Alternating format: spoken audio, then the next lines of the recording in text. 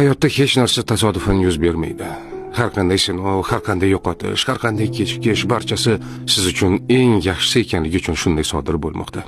Ba'zan biz katta orzularimizga yetishamiz, lekin u bizga kutilgan baxtni olib kelmaydi.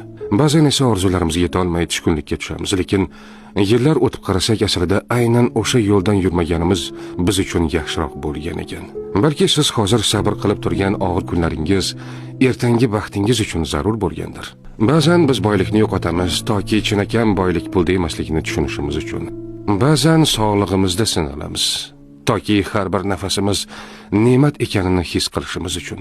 Ba'zan bizdan yaqin insonlar ketadi toki kimning haqiqatan ham bizga do'st ekanini tushunishimiz uchun.